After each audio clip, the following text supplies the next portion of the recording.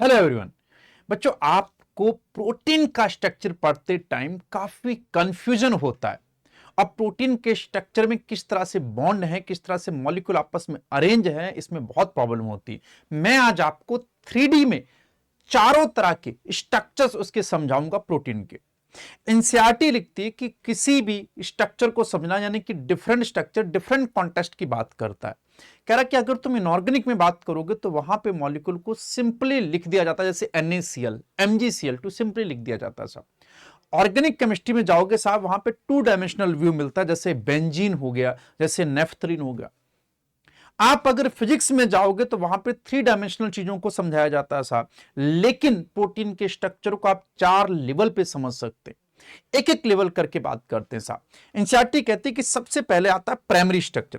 Primary structure में क्या होता है कि एक अमाइनो एसिड दूसरे अमाइनो एसिड से, फिर तीसरे, फिर चौथे, इस तरह से अमाइनो एसिड से जुड़ता चला जाता है और इनके बीच में बनता है पेप्टाइड बॉन्ड।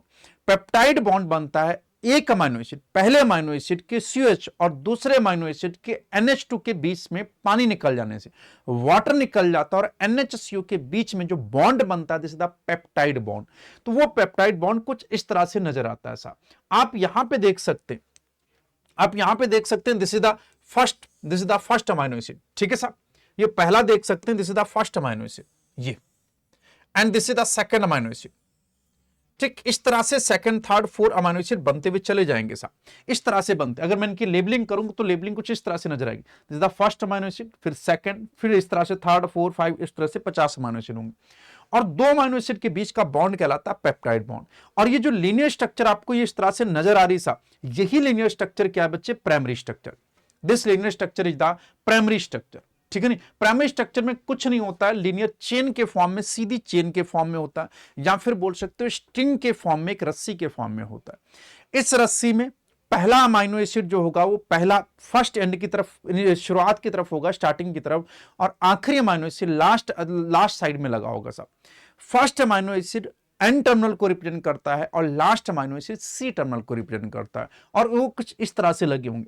मैं यहां पे दिखाने का तात्पर्य मतलब ये है कि एकदम सीधी रस्सी नहीं, बल्कि ये 3 डायमेंशनल स्ट्रक्चर है इसका साथ। आप इसका अगर सेकेंडरी स्ट्रक्चर देखोगे तो कुछ इस तरह से नजर आएगा। सेकेंडरी स्ट्रक्चर में कुछ हुआ नहीं बच्चे, वही जो चेन बना रहे थे हम लोग, उस चेन एक्चुअली में सीधी ही थी, लेकिन वो जब सीधी चेन बहुत बड़ी होती गई तो उसमें NH और CO ने आपस में हाइड्रोजन बॉन्डिंग कर ली। क्या कर ली? Hydrogen bonding. पेप्टाइड्स बॉन्ड्स तो होते ही होते हैं, इसके अलावा हाइड्रोजन बॉन्ड्स भी यहां पे देखने को मिलते हैं। ये हाइड्रोजन बॉन्ड कुछ इस तरह से बनते हैं कि या तो ये हाइड्रोजन बॉन्ड इस तरह से हेलिक्स बना लेंगे साहब, या तो ये हाइड्रोजन बॉन्ड कुछ इस तरह से हेलिक्स बना सकते हैं, ये देख सकते हैं साहब, या तो ये हेलिक्स बना लेंगे साहब, ये देख, ये, या फिर ये शीट के फॉर्म में होंगे साहब, ये प्लेट्स के फॉर्म में होंगे, ये देखिए ये प्लेट्स के फॉर्म में होंगे। तो या तो ये हेलिक्स बना लेते हैं या फिर ये प्लेट्स के फॉर्म में होते हैं। तो ये दोनों फॉर्म में आपको नजर आ सकते हैं, शीट्स के फॉर्म में भी नजर आ सकते हैं और प्लेट्स के फॉर्म में भी नजर आ सकते हैं। तो आप इसको थोड़ा सा देख सकते हैं अच्छे से कि ये शीट्स के फॉर्म में नजर आ सकते हैं और प्लेट्स के फॉर्म में भी नजर आएंगे। ये शीट है, इस शीट को अल्फा हेलिक्स बोलते हैं, this is the beta pleated sheet.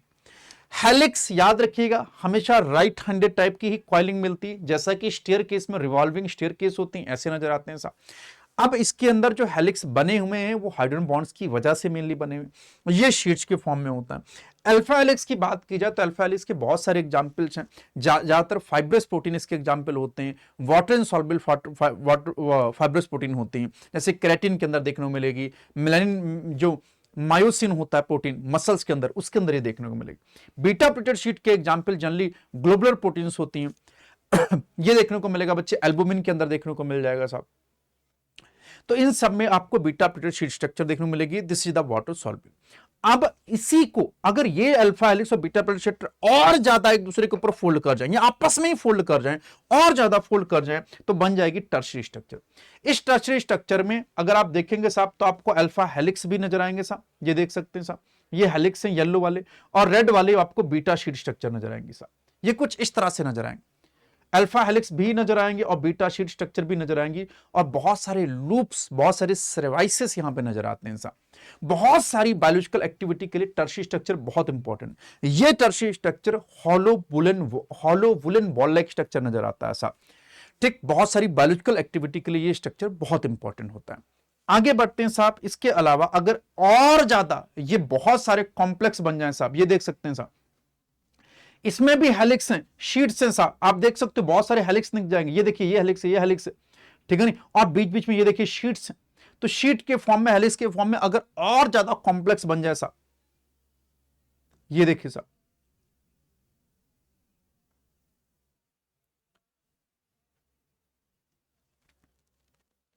ये और ज्यादा कॉम्प्लेक्स बन जाए तो this is the alpha helix and beta sheet structure. और ज्यादा कॉम्प्लेक्स हो जाएगा तो क्वार्टरनी स्ट्रक्चर बन जाएगा। क्वार्टरनी स्ट्रक्चर की बात की जाए तो इसका एग्जांपल हीमोग्लोबिन होता है। हीमोग्लोबिन, एडल्ट हीमोग्लोबिन के पास 2 अल्फा चेन और 2 बीटा चेन होती हैं। इसके अलावा हीमोग्लोबिन के अलावा डीएनए पॉलीमरेज और बहुत सारे आयन चैनल्स के पास भी ये क्वार्टरनी स्ट्रक्चर होता है।